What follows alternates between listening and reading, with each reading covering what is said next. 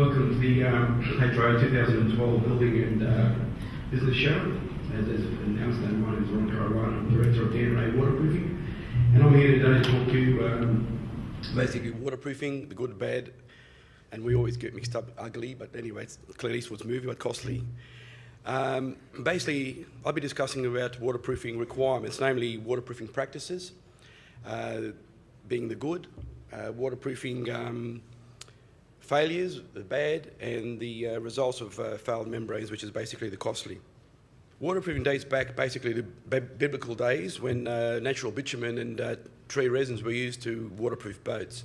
Materials have developed quite a bit over the years, coming into your acrylics, polyurethanes, your various polymers, your sheet membranes, namely PVC and TPOs, and your bitumen torch-on membrane, just to mention a few.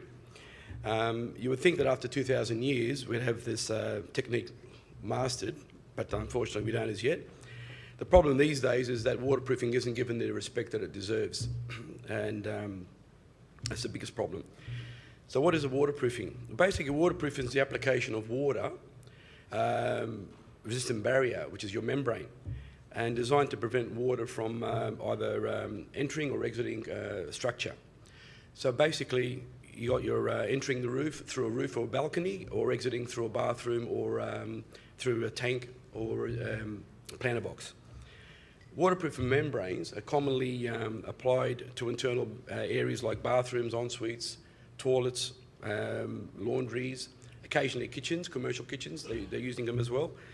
And externally, you'll find them on roofs, planter boxes, your parapet walls, and retaining walls, lift pits, and tanks. We're getting very popular with tanks these days, basically stormwater tanks and retention tanks and that.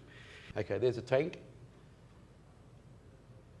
There's a car park using polyurethane with grit to give it a bit of grip for the cars and that. There's a torch-on membrane being applied to a commercial building. First layer, then that's actually a UV membrane will go over the top of that. And there's another membrane on a retaining wall, different type of membrane again, using bentonite as part of it. So that's another popular membrane as well that's coming into light. Previously, waterproofing in New South Wales was unregulated. Anybody with a brush and roller could basically be a waterproofer. Which created quite a bit of problems through the decades. However, over the last 15 years, regulations have been put into place to control the methods, the products, the applicators in the waterproofing industry. We now have trainees in the industry, and waterproofers have to be licensed. However, be careful, as not all waterproofers are fully licensed, in the sense that some of them are actually classed as an internal license only, and other waterproofers are trained basically, I believe they're referring to them as waterproofing technicians now, which can handle all types of membranes. That's below ground, planter boxes, etc. Now,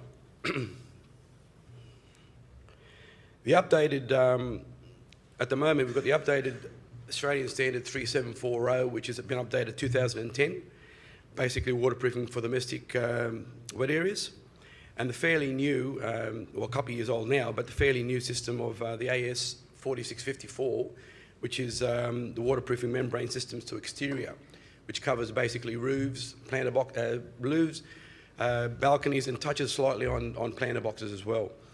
Unfortunately, it doesn't cover below ground as yet, but apparently I think they're working on it to try and get some regulation on that. The Building Code of Australia, the BCA, also deals with waterproofing guidelines as well.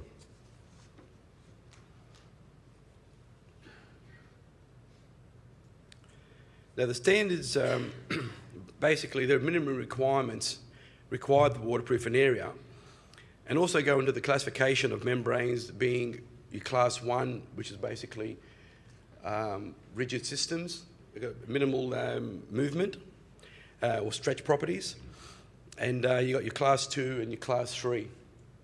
So your class 3 being your resins and prefabbed shower bases, epoxies. All right, we've got minimal movement, and so they're restricted to what you can and can't use. Then you've got your Class 2 membranes, which is basically your acrylic systems, modified bitumen water-based, and your water-based mastic coatings, which can be solvent-based as well. Then you've got your Class 3, and basically water-based, the new range of water-based polyurethanes now, and you've got your solvent-based polyurethanes and your flexible PVCs and rubber. The only problem with these ones is you've got to be careful when you're using them, because tiles find it very hard to stick to these areas, so you're basically creating a floating bed on top of them. But there are ways to try and minimise the amount of movement on them if you can help it, work it out with the suppliers. The standards go into drawings showing you you're actually bond breakers. You've got your, using the bracken rods, your tapes, or your sealants, depending on what membrane you're using. And that helps you sort of design the criteria for your membranes. Very important also now is the shower angle. That's your actually door angle, and then that's your shower angle. Very important to keep the water contained in the shower area. If you don't install these correctly, you will have a problem, and basically the water will actually exit out the doorway into the carpet and creating a lot of problems. There's a typical bathroom showing the angle in the shower area, containing in that area. The screen will go over that and cover everything, so you won't even know it's there. It's a finished thing once it's all done, coated up, ready to go for tiling.